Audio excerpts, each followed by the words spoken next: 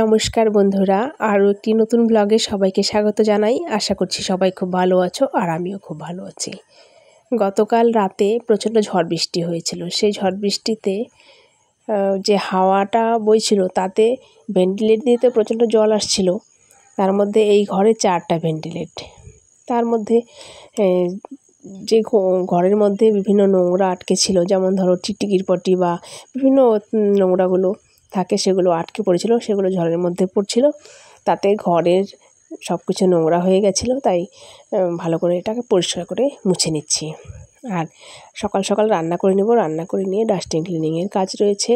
পটলটাকে ভেজে নিয়ে করলা উচ্ছেটাও ভাজবো, আর আলুটা খোসা ছাড়িয়ে রাখছি। এটা ডিম অথবা পনির দিয়ে করব। তো তার আগে আমি অন্যান্য কাজগুলো সেরে নিই। তো ছেলের জন্য এখানে সুজিটাও বানিয়ে নিয়েছি। যেহেতু ওকে গরুর দুধ দিই না, গরুর দুধ দিয়েও সুজি দেওয়া যায়, তো ওকে আমি এমনি একটু ঘিয়ের মধ্যে হালকা ভেজে নিয়ে প্লেন সুজিটাই করে দিয়েছি। তো আর ড্রেসিংয়ের গ্লাসটা পরিষ্কার করার জন্য ওয়াইপস খুব ভালো কাজ দেয়। এই ওয়াইপসের মধ্যে নোংরাগুলো খুব ভালো উঠে আসে। বোঝা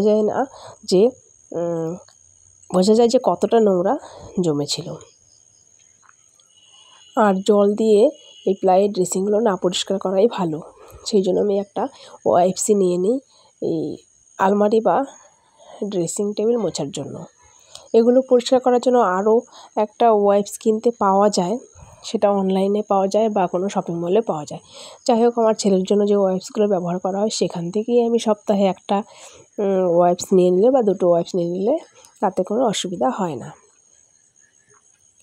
আর যেহেতু কোনো লিকুইড নেই, আমি লিকুইড দিয়ে আগে ব্যবহার করতাম, এখন ওয়াইপস দিয়েই এগুলো ক্লিন করি।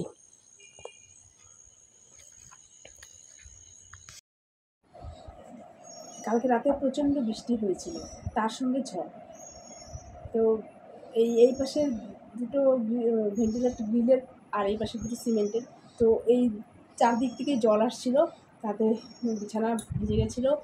আর এই জানলাটা কোনো কারণে একটু খোলা ছিল, লাগানো হয়নি ঠিক মতো হয়তো, কিন্তু হাওয়াতে খুলে গেছিলো, যার জন্য এই র্যাকের মধ্যে যে জামা কাপড়গুলো রাখি সবগুলো ভিজে গেছিলো। আর নাইটিগুলো, বেড কাভার, এই জিনিসগুলো আমি এই যে এগুলো দিয়ে ভাঁজ করে, শুকানোর পরে ভাঁজ করে এখানে রেখেছিলাম। আর আলমারিতে রাখিনি, অন্য কোথাও সরাইনি। আর তাতেই সমস্তগুলো ভিজে গিয়েছিলো। আজকে তো সব আবার শুকিয়ে এনে এখন আবার ভাঁজ করতে হবে, যার জন্য আমার কাজ আজকে বেড়ে গেছে। যে কাজটা আমার একদম কমপ্লিট ছিল সেই কাজটা আমাকে কিন্তু আবার করতে হচ্ছে। আর বালিশগুলো সব ছাড়িয়ে দিয়ে এসছি। যাই হোক, বালিশগুলো খুব সকালে রোদে দিয়ে গেছিলাম, এবার একটু উল্টে দিই। যারা আমার এই ভিডিওটি দেখতে দেখতে এই পর্যন্ত চলে এসেছো, তারা অবশ্যই আমার ভিডিওতে একটা লাইক করে দাও। আর যদি নতুন ভিউয়ার্স হয়ে থাকো, অর্থাৎ নতুন বন্ধু হয়ে থাকো, তাহলে অবশ্যই ভিডিওটা সাবস্ক্রাইব করে দিয়ে আমার পাশে থেকো।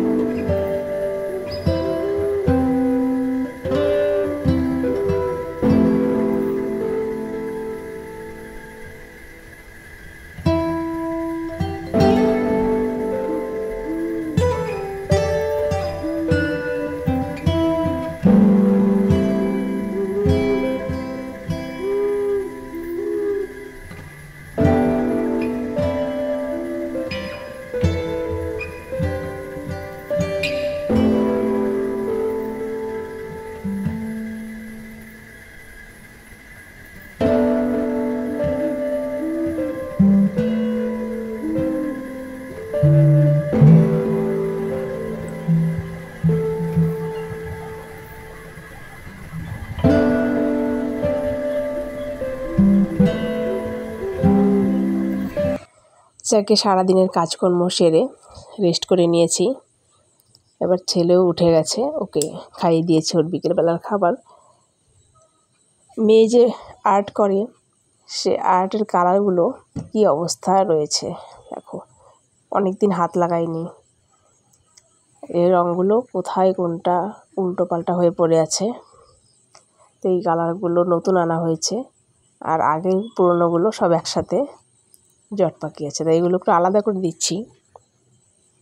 মাঝে মাঝে এগুলো আমাকে দেখতেই হয়, যতই বলি গুছিয়ে রাখো কিন্তু আমাকে সেটা না দেখলেই গণ্ডগোল। যাই হোক, ছেলে এখানে ঘোড়ায় চড়ছে, তোকে বললাম বাবা ছড়া বলো, কোনো সময় বলতে চায় আবার কোনো সময় বলতে চায় না, ওর মুডের উপর। আর কি ছড়া পারো? এখন আবার বলছে চাঁদ।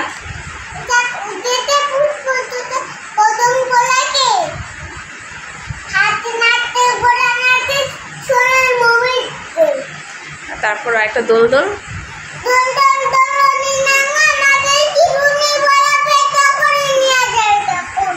হাট্টিম হাটিম,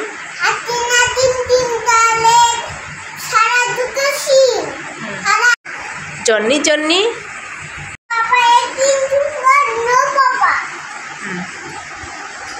তারপর টেলিং,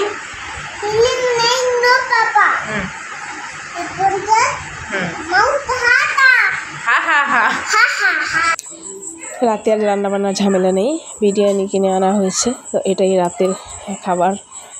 তো আমার এই ভিডিওটি যে যেখান থেকে দেখছো তাদের প্রতি আমার অনেক অনেক ভালোবাসা। আমার এই ভিডিওটি যদি ভালো লেগে থাকে তাহলে অবশ্যই সাবস্ক্রাইব করে দিও, আমার পাশে থেকো, আর বেল আইকনটিও প্রেস করে দিও, আর একটা লাইক করতে ভুলো না। তোমাদের এই একটা লাইক ভিডিও বানাতে আমাকে অনেকটাই অনুপ্রেরণা যোগাবে।